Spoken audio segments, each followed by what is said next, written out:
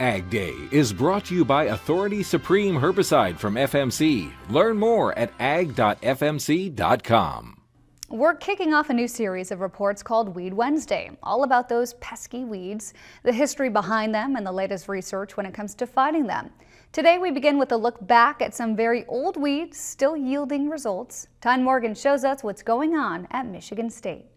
For 142 years, a secret seed society here at Michigan State has uncovered one of the world's oldest science experiments. How long can seeds remain viable in the soil, and particularly weed seeds? Because back in 1879, the latter part of the 19th century, we didn't have herbicides. We didn't have high-tech tractors and plows for tilling and cultivating. Professor Beal, the namesake of the tradition, had one burning question about weeds. So Professor Beal, being very much involved with agriculture here in the state and in the country, set out to answer this question. How long do seeds remain viable? So he gathered 21 different species of annual and biannual weeds and collected the seeds. What he would do is count out 50 seeds of every species and mix them in with a sandy mix, and then fill up 20 bottles of with the same mix of sand and the same number of seeds.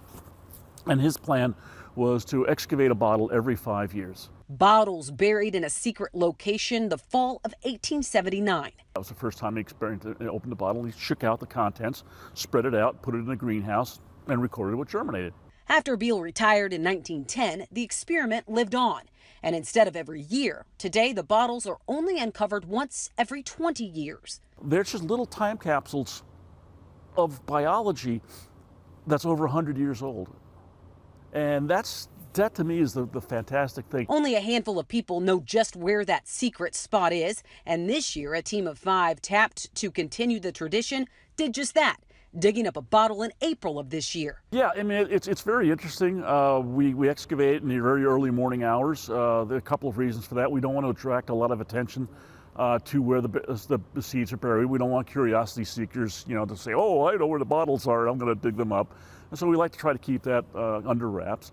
The other thing is that sunlight can be a trigger for germination. Carefully excavated, the team took the seeds to the growth chambers and spread them out, just as Beal had done 142 years prior. So we took them down to the growth chamber, spread them out, and then you wait for 7 to 10 days. This is how long it takes for a seed to germinate. More than a week of waiting. Well, I think the waiting part, the waiting is the hardest part. And after 7 to 10 days, history started to sprout. So it's so rewarding and so exciting to actually be holding a plant, to actually see this when it first cotyledons came up out of the soil and germinated, and realize that the last person to touch this plant when it was a seed was Professor Beal 140 plus years ago. Out of the 21 weed species originally buried, only one is a survivor today, a verbascum variety commonly called the Great Mullen. Well, I mean, talk about a survivor. I mean, this is a plant that's now survived in the soil for over 140 years.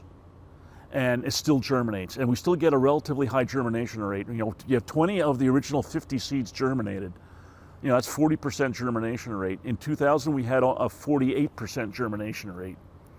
So I mean, that's incredible. Taluski just retired from here at Michigan State, but he hopes the experiment doesn't just live on, but is amplified by what uncovering more answers as to what this historic seed bank can provide. We understand the gravity of the situation, that this is bigger than any of us. I mean, we're literally standing on the shoulders of giants. And it's a wonderful opportunity to be involved in this experiment. To me, it's just incredible. I mean, it's historic.